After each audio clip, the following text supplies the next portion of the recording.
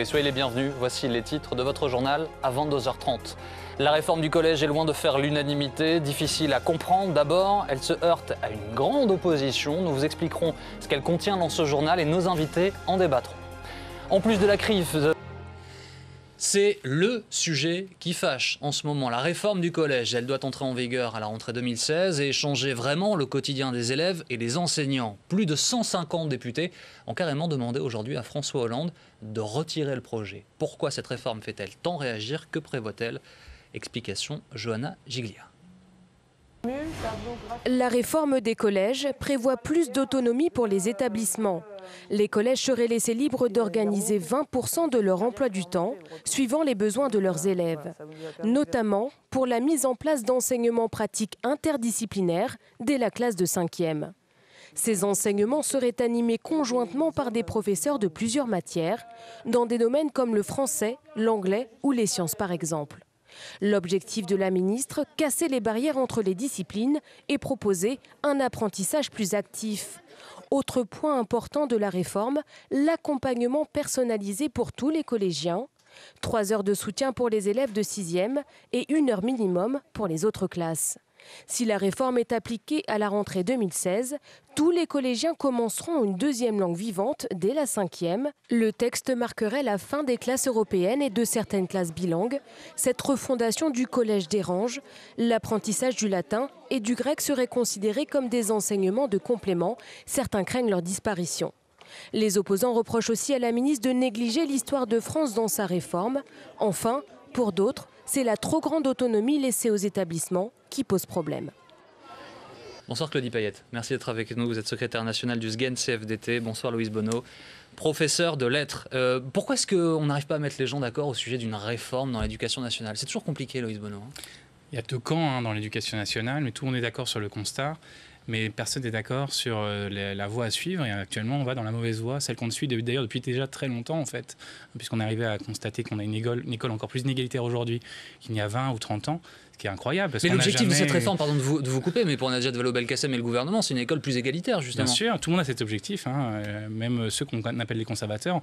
En réalité, les conservateurs ont le souci, justement, de la vraie égalité, c'est-à-dire de donner une vraie égalité des chances aux élèves. Et là, actuellement, ce qu'on est en train de faire, c'est retirer à ces élèves la possibilité de réussir à l'école, en fait. On fait une école au rabais. On est en train de faire une école au rabais. Non, pas du tout. Je veux dire, très clairement, la réforme proposée par la ministre s'appuie d'abord sur un texte qui est la loi de refondation, qui veut redonner des chances à tous les élèves. Et égalité, ça ne veut pas dire... Enfin, égalité et équité ne sont pas synonymes. Et pour l'instant, le fonctionnement de nos établissements scolaires est sur un mode égalitaire, c'est-à-dire que globalement, partout, on doit faire la même chose, les programmes sont identiques, les horaires sont identiques, en théorie, et en réalité, on génère des collèges qui sont extrêmement inégalitaires dans leur fonctionnement et qui ne permettent pas aux élèves les plus en difficulté de réussir.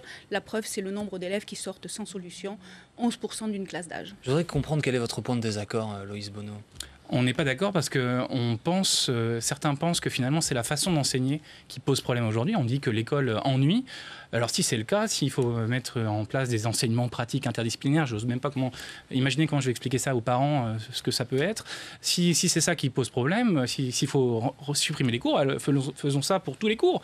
Enfin, pourquoi garder après tout les cours puisqu'ils sont ennuyeux? Non, la réalité c'est qu'on a renoncé à une forme de travail, on a renoncé à l'exigence avec les élèves, on a renoncé au travail à la maison, on a renoncé à l'enseignement du français de manière approfondie, on a renoncé à tout. Et pourtant, c'est un échec, un naufrage de l'école. Il suffit de regarder des copies d'élèves, c'est à pleurer ce qu'on voit aujourd'hui dans les copies des élèves. Et à côté de ça, on a un taux de réussite au bac, on a une proportion d'élèves qui arrivent au bac qui n'a jamais été aussi importante. On est à 77,3% de génération au bac. On est en pleine schizophrénie.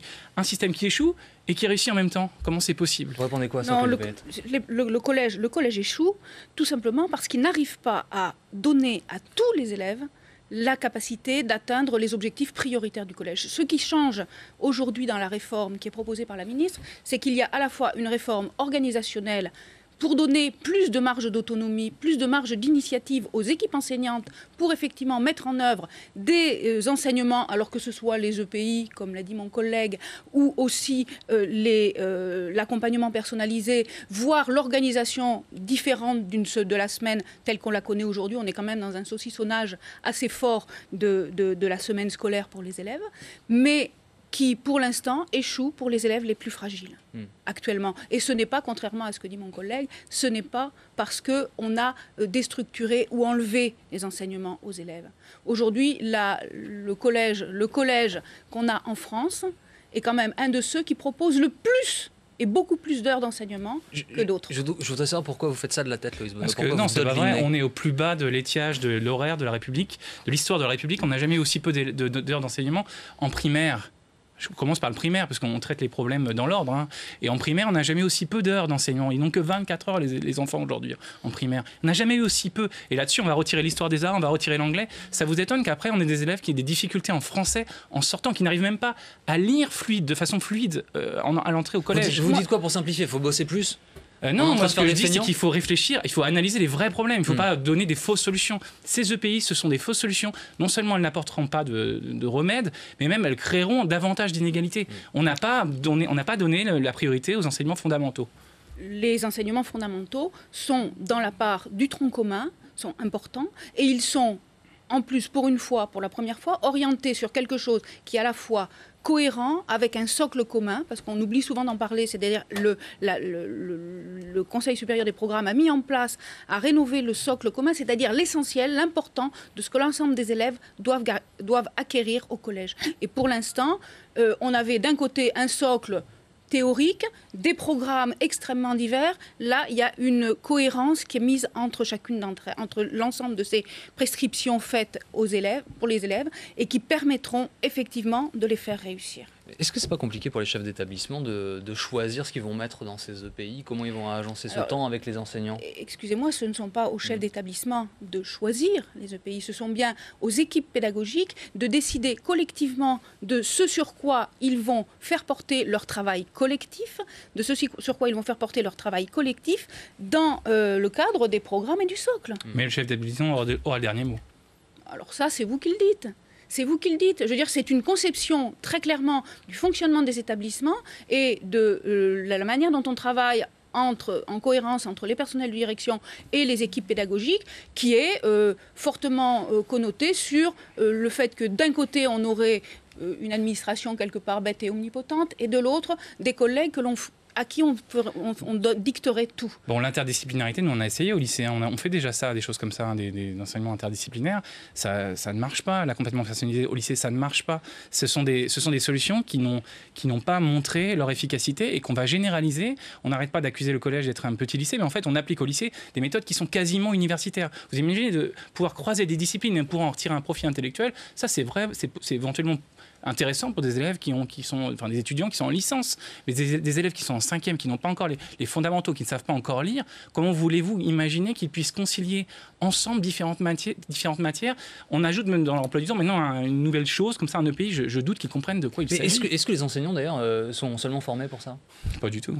Alors ça fait partie des demandes que nous avons, nous, parce que d'un côté, très clairement, si nous avons soutenu et nous soutenons la réforme du collège, c'est parce que très clairement, elle est dans ce qu'on a comme projet pour l'école et dans ce qu'on a comme projet pour la société, c'est un plus qui nous semble vraiment intéressant.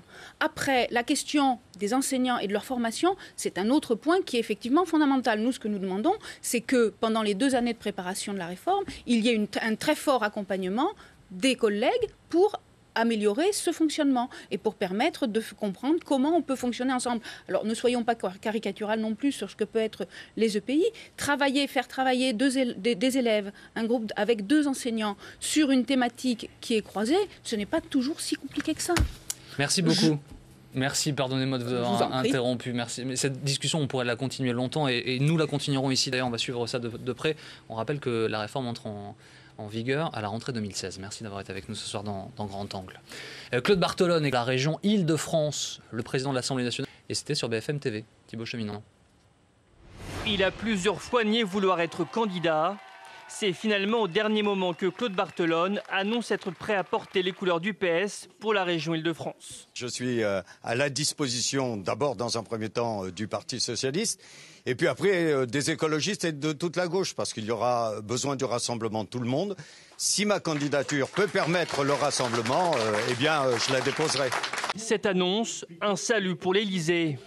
Le président de l'Assemblée serait le seul capable de rassembler toute la gauche, mieux, de garder la région aux mains des socialistes. Car jusqu'à présent, les deux autres candidats aux primaires, Jean-Paul Huchon et Marie-Pierre de La Gontrie, n'ont pas vraiment convaincu l'exécutif et la direction du parti. Des candidats qui affichent par ailleurs leur tension. L'actuel président de la région, candidat à sa réélection, n'a toujours pas digéré la candidature de sa vice-présidente. Dans cette course à l'investiture, Claude Barthelone apparaît donc comme le favori. Il pourra notamment compter sur le soutien total de l'actuel maire de Lille. Je sais que quand il est quelque part, le courage, la détermination fait qu'il va réussir derrière lui à rassembler, notamment à rassembler la gauche. Et c'est vraiment nécessaire pour gagner cette élection. Je suis convaincu qu'avec lui, on gagnera. S'il est élu président de la région Île-de-France en décembre prochain, Claude Barthelone s'est dit prêt à quitter le perchoir de l'Assemblée. Marine Le Pen était à Prague aujourd'hui. La présidente du Front National a réagi pour la première fois depuis la suspension de son père et ses attaques très dures à son encontre.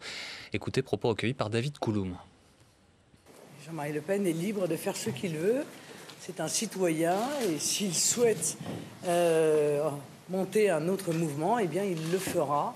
Moi, je ne crains aucune nuisance. Je pense que les événements qui ont eu lieu ont été douloureux, mais ils étaient une clarification absolument nécessaire et incontournable.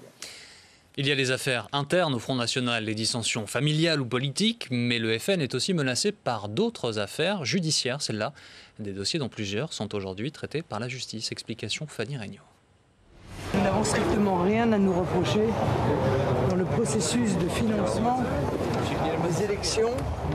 Marine Le Pen, droite dans ses bottes, forcée de se justifier devant les caméras.